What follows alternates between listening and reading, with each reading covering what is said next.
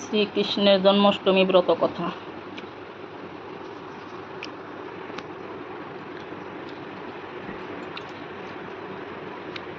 জয় জয় কৃষ্ণচন্দ্র দৈবকী নন্দন, ভক্তিভাবে বন্দি আমি ও দুটি চরণ। জন্মাষ্টমী ব্রত কথা করিতে রচনা, হৃদয়ে উদিত হয় এ শত বাসনা। পুন চিন্তা করি যেন হইয়া বামন, চন্দ্র ধরিবারে সাধ হইল তেমন। কিন্তু তবু মনে পড়ে তিনি দয়াময়, করিলে তাহার কাজ কৃপা তার হয়। যার কৃপা হলে পঙ্গু গিরি পার হয়, যার কৃপা হলে মুখ কত কথা কয়। সেই কৃষ্ণচন্দ্র আমি করিয়া প্রণাম, জন্মাষ্টমী ব্রত কথা পদ্য লিখিলাম। প্রার্থনা মনোবাসনা পূর্ণ যেন হয়, অন্তিমেতে পায় যেন চরণে আশ্রয়। জন্মাষ্টমী ব্রত কথা করিতে শ্রবণ, বশিষ্ঠ মুনির পদ করিয়া বন্দন। একদা দিলীপ রাজা কোন মুনি প্রতি, শ্রীকৃষ্ণর জন্ম কথা শুনিতে সম্প্রতি। অতিশয় ইচ্ছা হয় উহে মহামুনি, কৃপা করি সেই কথা বলুন আপনি। ভাদ্র মাসে কৃষ্ণপক্ষে অষ্টমী তিথিতে, কিবা হেতু জনার্দন জন্মেন ধরাতে। শঙ্খচক্র গদা পদ্মধারী নারায়ণ, দৈবকী উদরে জন্মে কিসের কারণ। বশিষ্ঠ কহেন রাজা শুন ভক্তি মনে, নারায়ণ স্বর্গ ত্যাজি কিসের কারণে। এই পৃথিবীতে জন্মে দৈবকী উদরে, সেই পূর্ণ কথা বলি তোমার গোচরে। পূর্বকালে কংসাসুর নামে নরপতি, অহংকারে মত্ত হয়ে থাকে দিবারাতি। ধরা অধীশ্বর হয়ে সেই দুরাচার, পৃথিবীকে যাতনা করিল বহুবার। সহিতে না পারি দুঃখ পৃথিবী তখন, মহেশ সকাশে গিয়া করে নিবেদন। পৃথিবীর দুঃখ দশা দেখি শূলপাণি, ক্রোধেতে অধীর হয়ে কহে এই বাণী। দেবগণ চল যায় ব্রহ্মার সকাশ, করিব উপায় আজি কংসের বিনাশ। অনন্তর মহেশ্বর দেবগণে লয়ে, গমন করিল সবে ব্রহ্মার আলয়ে। দেবগণ নিবেদন করে ব্রহ্মা পাশে, উপায় করুন প্রভু কংসের বিনাশে। ব্রহ্মা তবে হংস পৃষ্ঠে করিয়া রোহণ, ক্ষীরোদসাগরে যান লয়ে দেবগণ। সাগরের তীরে স্তব করে সুরগণ, স্তবে তুষ্ট হইলেন দেব নারায়ণ। নারায়ণ বলিলেন উহে দেবগণ, বিষণ্ণ বদন সবে কিসের কারণ। কিবা হেতু করেছ হেথায় আগমন, ব্রহ্মা বলিলেন প্রভু করি নিবেদন। শিব বরে বলিয়ান হয়ে কংসাসুর, পৃথিবীরে দেন সদা যাতনা প্রচুর। নাহি মানে দেব দ্বিজ গুরুজন আদি, অহংকারে মত্ত হয়ে থাকে নিরবধি। মহেশ্বর দিল বর বাগিনার হাতে, নিধন হইবে কংস নহে অন্য হতে। তাই প্রভু নিবেদন অভয় চরণে, রাখিতে দেবের মান কংসের নিধনে। দৈবকী উদরে জন্ম করিল গ্রহণ, পৃথিবীর দুঃখ দশা করুণ মোচন। নারায়ণ বলিলেন দেব মহেশ্বর, পার্বতীকে সাথে দেন একটি বৎসর। কার্য শেষে পুনরায় আসিবে চলিয়া, এত বলি উমার মা সাথেতে লইয়া মথুরায় উদ্দেশ্যে যাত্রা করি নারায়ণ দৈব কি উদরে জন্ম করিলা গ্রহণ যে কালে বৈকুণ্ঠ ত্যাজি ব্রহ্ম সনাতন করেন দৈব কি গর্ভে আশ্রয় গ্রহণ সেই কালে শ্রী শিব ব্রহ্মায়াদি দেবগণ সনকাদি নারদাদি মুনি ঋষিগণ উপস্থিত হয়ে সেই কংসর কারাগারে স্থবিত করেন সবে ভক্তি সহকারে তার পর আবির্ভাব কালের সময় ভক্ত হৃদে সত্যভাব হইল উদয় আকাশেতে রবি আদি নবগ্রহগণ মঙ্গলজনক স্থানে আসি স্থিত হন ভাদ্র মাসে কৃষ্ণপক্ষ অষ্টমী তিথিতে বুধবার রোহিণী নক্ষত্র নিষাদেতে সর্বদিক আলোকিত করিয়া শ্রীহরি ধরাধামে অবতীর্ণ শিশুরূপ ধরি পরিধানে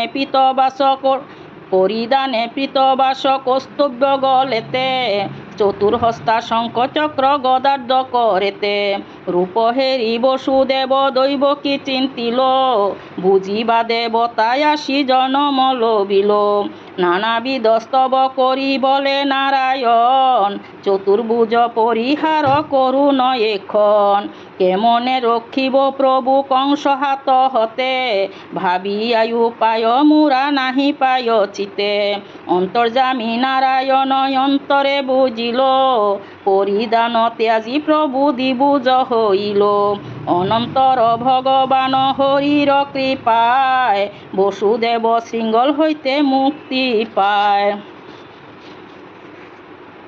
মায়াময় শ্রীহরির আচার্য মায়াতে রক্ষীগণ চেতন হইল নিদ্রাতে সে সময়ে ভগবান আবির্ভূত হন সেই কালে যুগ মায়া ব্রজে জন্মলন পূর্বের আদেশ মত পবিত্র ক্ষণেতে নন্দালয়ে নন্দপত্নী যশোদা গর্ভেতে অতপর ভগবান কন বসুদেবে নন্দালয়ে তারে রাখি আসিতে হইবে নন্দকন্যা যুগ মায়া শ্রী ভগবতীরে আননে করিয়া দিবেন দৈব কিকে ভগবান কৃষ্ণ বাক্য করিয়া শ্রবণ দ্বিজ ব্রজে শ্রীকৃষ্ণকে করি আচ্ছাদন বসুদেব নন্দালয়ে করেন গমন বিঘ্নহারী শ্রী বিষ্ণুকে করিলা স্মরণ যেয় কালে বসুদেব গমন করিল কারাগৃহে লোহদার মুক্ত হয়ে গেল মন্দ মন্দ মেঘ গণ করয়ে গর্জন মৃদু মন্দ বৃষ্টি দ্বারা হয়েছে পতন স্বয়ং অনন্ত দেব সর্পরূপ ধরি বাড়ি নিবারণ জন্য কৃষ্ণ শিরুপরি ছত্রের মতন ফনা করিয়া ধারণ শ্রী বসুদেবের সাথে করিল গমন এই অভাবে বসুদেব যাইতে লাগিল যমুনার তটে আসি উপস্থিত হইল দুকুলে বহিছে বান বসুদেব ভাবে কেমনে হইয়া পার গোকুলে যাইবে হায় কি করিব বলি কান্দিতে লাগিল অন্তর্যামী নারায়ণ অন্তরে জানিল দেখিতে দেখিতে জল আসিল কমিয়া শিবারূপে পার হয়ে জান মহামায়া শিবার পঞ্চাত ধরি বসুদেব যান মায়া করি বাড়ি মধ্য পরে ভগবান বসুদেব কান্দে পুনঃ শিরে হাত দিয়া জল ক্রীড়া করে কৃষ্ণ যমুনা লইয়া যমুনার পুরে সাধ কৃষ্ণকে পাইয়া কিছুক্ষণ পরে কৃষ্ণ উঠিল বাসিয়া সানন্দেতে বসুদেব তুলি নিল কুলে যমুনা যাইয়া পার আসিল গোকুলে অনন্তর বসুদেব আসি নন্দালয়ে যশোদা নিকটে দেখে কন্যা আছে শুয়ে মহামায়া প্রভাবেতে গোপ গোপী যত কেহ কিছু নাহি জানে সবে নিদ্রাগত যশোদা ও পুত্র কন্যা কিছু না বুঝেছে জানে কোনো দেবরূপী জনম লভিছে বসুদেব পুত্র দিয়া কন্যা কুলে নিল, মথুরার কারাগারে চলিয়া আসিল। যুগমায়া রূপী কন্যা দৈবকীকে নিয়া বন্দন স্থানেতে বসু আসিল চলিয়া। যুগমায়া প্রভাবে পুনঃ বন্ধন ঘটিল, কারাগৃহে পুনরায় আবদ্ধ হইল। মহামায়া সদা যাতা শিশুর মতন, বন্দন করিবা মাত্র জাগে রক্ষীগণ। এক রক্ষী কংস পাশে করিয়া গমন, দেবকী প্রসবে শিশু করে নিবেদন।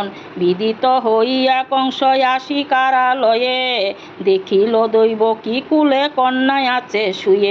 ক্রোধে কংস ধরিবারে উদ্ধাত শিশুরে, দৈবকী কন্যারে হৃদে জড়াইয়া ধরে। অশ্রু সিদ্ধোষ আঁখি নিয়ে বলে বারে বার, প্রাণ ভিক্ষা দাও রাজা কন্যারে আমার। না শুনিয়া তার কথা পাপরূপী কংস, শিশুরে করিতে চায় চিরতরে ধ্বংস। ধরিয়া শিশুর পদ উদ্যেতে তুলিল, শিলপৃষ্ঠ লক্ষ্য করি নিক্ষেপ করিল। কিন্তু সেই শিশু কন্যা কংস হাত হতে, আরো ঊর্ধ্বে যায় উঠে না পরে শিলাতে। কন্যা অষ্টভুজা হয়ে মহাদেবী রূপে, বলেন বচন দুরাচার কংস ভূপে। দুষ্ট দুরাচার কংস শুনরে বচন, কিবা লাভ হবে বধি আমার জীবন। তুর শত্রু যিনি তিনি বালক রূপেতে, দিন দিন বর্জিত হয়েছে গোকুলেতে। অতএব নির্দোষী দৈবকী বসুদেবে, হিংসা করি উভয়েরে কিবা ফল হবে। তার পর অষ্টভুজা মাতা ভগবতী, গেলেন কৈলাস ধামে যথা পশুপতি।